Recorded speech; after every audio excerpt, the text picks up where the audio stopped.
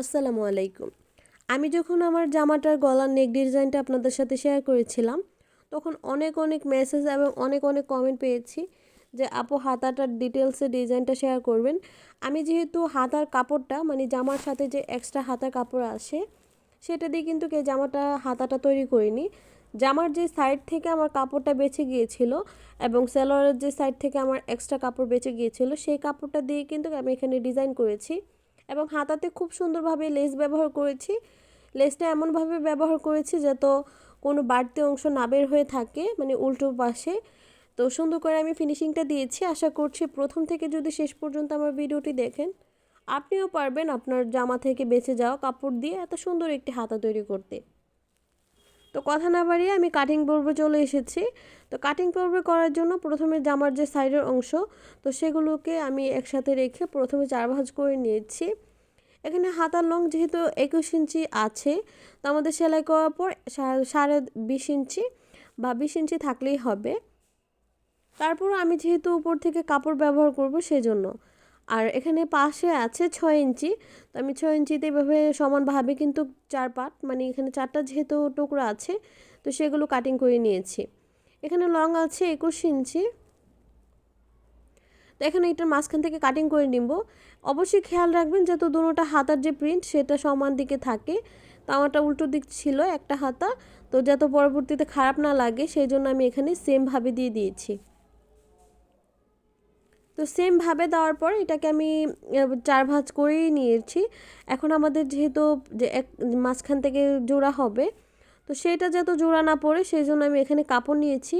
এক কালারের যে সালোয়ারের কাপড়টা দিয়েছিল এটার সাথে, সেটা থেকে আমি এখানে 4 ইঞ্চি মানে চার ভাঁজ করে তারপর 4 ইঞ্চি নিচ্ছি। তো 4 ইঞ্চি নেওয়ার পর আমি এখানে সমান করে কিন্তু এখানে 2 ভাঁজ করে নিয়েছি। 2 ভাঁজ করে এখানে আমি কাটিং করে নিয়েছি। বন্ধ সাইডটা আমার দিকে রেখেছি, খোলা সাইডগুলো আপনারা যে সাইডে বসে দেখছেন সেই দিকে রেখেছি। হাতার আরমোলের জন্য এখানে 5.5 ইঞ্চি নিয়ে একদম কাঁধের অংশ থেকে কর্নার পর্যন্ত এভাবে কাটিং করে দিচ্ছি।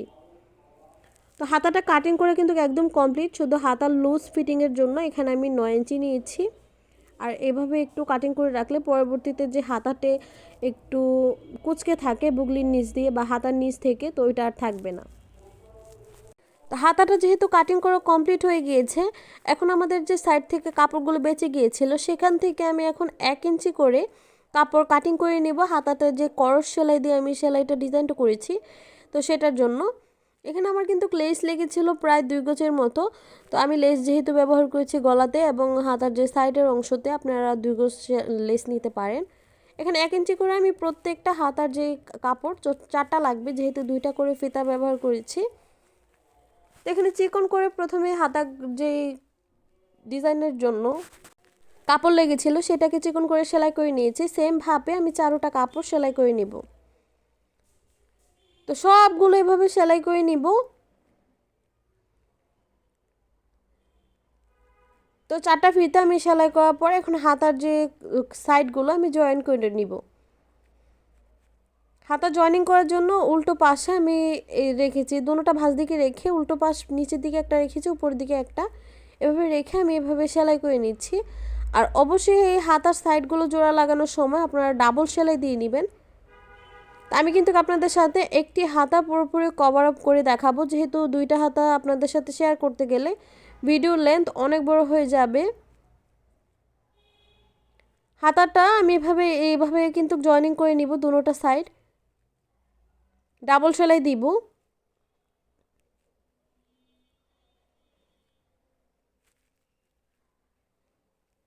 এভাবে সেলাই করে নিয়েছি। এখন আমি মাঝখান থেকে যে সেলাইটা দিব সেই জন্য আগে থেকে আমি যে কাপড়গুলো সেলাই করে রেখেছি সেগুলো এখন জয়েনিং করে দিচ্ছি। আপনাদের সাথে একটু ফাস্ট ফরওয়ার্ড করে দিব যেহেতু এটা একটা করস সেলাইয়ের মতো। এভাবে একটু এই সাইড থেকে ফিতাটা আরেক সাইডে নিব, আরেক সাইডে ফিতাটা আবার এদিকে আনবো।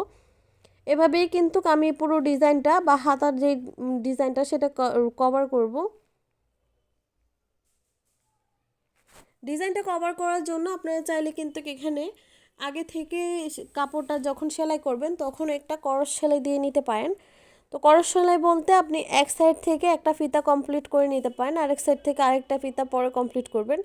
তো আমি সেটা থেকে এইটাই প্রেফার করব, আপনারা সহজে খুব তাড়াতাড়ি এই ডিজাইনটা করতে পারবেন। এভাবে করস করস দিয়ে আমি কিন্তু পুরোটা ডিজাইন কমপ্লিট করে নিচ্ছি।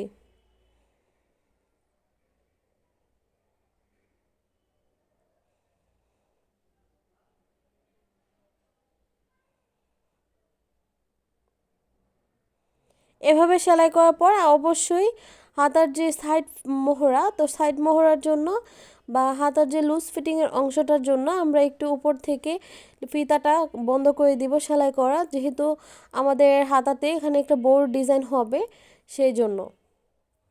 এখানে ব্যাক স্টিক দিয়ে এভাবে ঘুরিয়ে ঘুরিয়ে আমি এখন চারো সাইড দিয়ে পিনার আপ করে দিচ্ছি। এই ক্ষেত্রে হাতাটা যে ধোয়ার পর এই কাপড়গুলো এভাবে কুঁচকে থাকবে না, একদম ফিনিশিং সেলাইয়ের মতো আটকে থাকবে।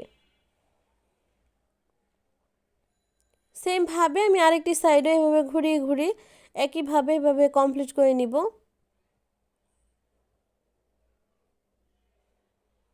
আমার আজকের ভিডিওটি যদি আপনাদের কাছে ভালো লেগে থাকে অবশ্যই আমার ভিডিওটিতে একটা লাইক দিতে ভুলবেন না। আর নতুনরা যারা আছেন আমার চ্যানেলটি এখনও সাবস্ক্রাইব করেননি, আপনারা চাইলে কিন্তু আমার চ্যানেলটি সাবস্ক্রাইব করে নিতে পারেন। আর ভিডিওটি ভালো লেগে থাকলে ফ্রেন্ডস অ্যান্ড ফ্যামিলির সাথে অবশ্যই শেয়ার করে দিবেন। আর হাতার ডিজাইনটি আপনাদের কাছে কেমন লাগলো সেটাও জানাতে ভুলবেন না। তো এভাবে এই সাইডটাও কিন্তু আমি কমপ্লিট করে নিয়েছি। তো কমপ্লিট করার পর এখন আমি চলে যাচ্ছি হাতার যে সাইডের যে ফিতাগুলো আমি রেখেছি সেটার জন্য বউ তৈরি করতে। তো এই বউটা কিন্তু আমি একদম ডিটেলসে আপনাদের সাথে শর্ট ভিডিওতেও শেয়ার করেছি, সেই জন্য আর আজকে আমি এত একটা গুরুত্ব দেইনি। আপনারা যত ওই ভিডিওটা দেখতে পারেন সেটা আমার চ্যানেলে গিয়ে শর্টস লিখলেই কিন্তু বা শর্টসে ঢুকলেই কিন্তু আপনারা ইজিলি তাড়াতাড়ি পেয়ে যেতে পারবেন আমার ওই ভিডিওটা। তো এভাবে আমি বউগুলো সেলাই করে নিচ্ছি। তারপর আজকের ভিডিওতে কিন্তু আপনারা একটু দেখে বুঝে নিতে পারবেন, স্লো অপশনে গেলেই কিন্তু স্লোতে দেখে নিতে পারবেন এই সাইডগুলো। তা আমি সেমভাবে দুটোটা যেই বউ তো সেটা সেলাই করে নিয়েছি। সেলাই করার পর এখন আমি লেস জয়েনিং করে নিব। এখানে লেস জয়েনিং করার জন্য এখানে আমি 6 টাকা গজের লেস নিয়েছি। লেসটা আমি চিকন করে এভাবে বউর মাঝখানে জয়েনিং করে নিব, শেষ করে নিব। এখানে এসে আমি ছোট করে কাটিং করে এখানে এসে ফিনিশিং সেলাই দিয়ে আটকে দিচ্ছি। এই যে হাতাতে কিন্তু বোটা লাগানোর পর অনেক সুন্দর এসেছে। আর একটু গর্জিয়াস করার জন্য এখানে আমি লেস ব্যবহার করব। উপর থেকে আমি একটি কাপড় নিচ্ছি, কাপড় নেওয়ার পর মাঝখানে রেখেছি লেস। তো লেসের কিন্তু এই লেস সেলাই করার জন্য আপনারা নিডলের যে বড় সেলাই সেটা দিয়ে নেবেন। এভাবে সেলাই করে নিচ্ছি। তারপর এটাকে উল্টে আমি লেসটার উপর থেকে একটা চাপ সেলাই দিয়ে দিচ্ছি। এক্ষেত্রে উল্টো দিকের কাপড়ও কোনো আপনাদের বের হয়ে থাকবে না এবং ভাঁজ দিকেও একদম ফিনিশিং লুক আসবে। উল্টো দিকে আমি এভাবে বোটে আবার একটু ভাঁজ করে সেলাই দিয়ে দিচ্ছি। সেমভাবে আমি একই প্রসেসে কিন্তু আরেকটি হাতাও কমপ্লিট করে নিব। এই যে আমাদের হাতাটা কিন্তু একদম খুব সুন্দরভাবে ফিনিশিংটা এসেছে। এ হচ্ছে যে আমার যে হাতাটার লুক আপনাদের কাছে খুব ভালো লেগেছে আশা করব। আর আপনারা যদি এই বিভিন্ন ধরনের ডিজাইন দেখতে চান আপনারা আমাকে জানাতে পারেন, যেহেতু গলার ডিজাইনটা ছাড়ার পর আপনাদের অনেক রিকোয়েস্ট ছিল যাতে হাতাটার ডিজাইনটাও আপনাদের সাথে শেয়ার করি। তো সেই জন্য আজকে হাতাটার ডিজাইনটা আপনাদের সাথে শেয়ার করছি। আর ইনশাল্লাহ চেষ্টা করব কিছুদিনের মধ্যেই আপনাদের কাছে যেহেতু আরও ভালো ভালো বিভিন্ন ধরনের ড্রেস কাটিং এবং সেলাই শেয়ার করতে পারি। তো আপনারা যদি দেখতে চান সেটাও আমাকে জানিয়ে দিবেন। আজকের মধ্যে এখানে বিদায় নিব। সবাই ভালো থাকবেন, সুস্থ থাকবেন। আসসালামু আলাইকুম ওয়া রাহমাতুল্লাহি ওয়া বারাকাতুহু।